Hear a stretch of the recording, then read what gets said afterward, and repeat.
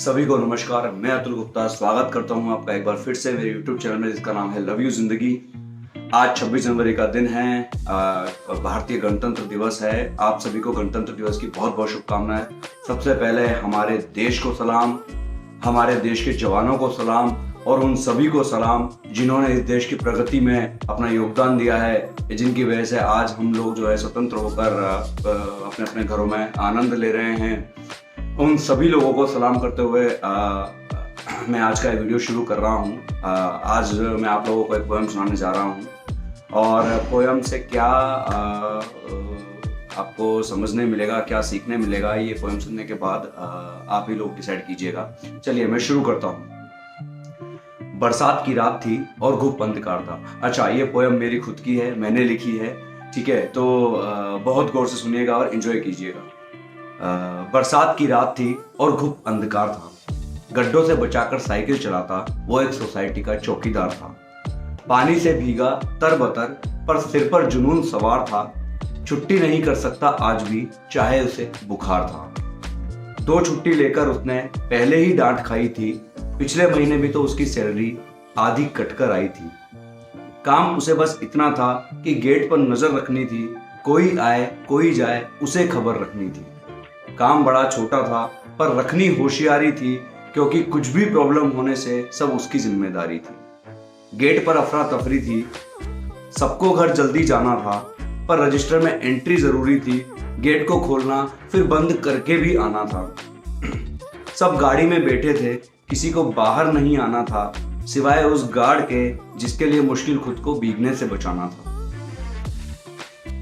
लोग आते रहे, लोग जाते रहे, गार्ड के हाथ पांव भी ठंड से कपकपाते रहे। दिमाग में यही था कि तबीयत ज्यादा खराब ना हो जाए, बड़ी मुश्किल से नौकरी मिली है, कहीं ये भी बीमारी से बर्बाद ना हो जाए। कि तभी उसे दिखाई दिया दूर से एक बुढ़िया चली आ रही है। कि तभी उसे दिखाई दिया दूर से एक बुढ़िया चली आ रही है। इतनी बारिश में, इतनी रात में ये अम्मा किधर को जा रही है? वो बुढ़िया सीधे उसके केबिन में ही चली आई थी। साथ में थैले में कुछ फल, चाय और एक जोड़ी कपड़े भी लाई थी। उसने बोला, भीगे हो, कपड़े तो बदल लो, दवाई भी देती हूँ, पानी के साथ लो। सर्दी जुकाम बुखार से बचाएगी ये वाली दवाई, थोड़ी गर्माहट आएगी, पी लो ये गर्म चाय। आश्चर्य से विस्मित गार्ड उसे एकटक था देख रहा। आश्चर्य से विस्मित गार्ड उसे एकटक था देख रहा। मना करते हुए बोला, आपने आखिर इतना कष्ट क्यों किया? मेरा भी एक बेटा है, मेरा भी एक बेटा है जो तुमसा लंबा मोटा है।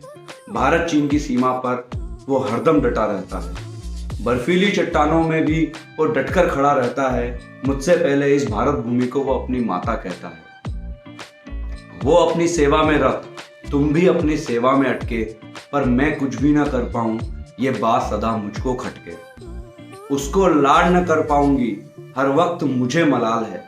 उसको लाड न कर पाऊंगी, हर वक्त मुझे मलाल है, पर अगर ये भूमि माता उसकी, तो देश का हर जवान भी मेरा लाल है। पर अगर ये भूमि माता उसकी, तो देश का हर जवान भी मेरा लाल है। कपड़े सूख चुके थे तन पर आंखों का बहना जारी था। कलयुग के काले फंदों पर मानवता का पलड़ा अब भी भारी था।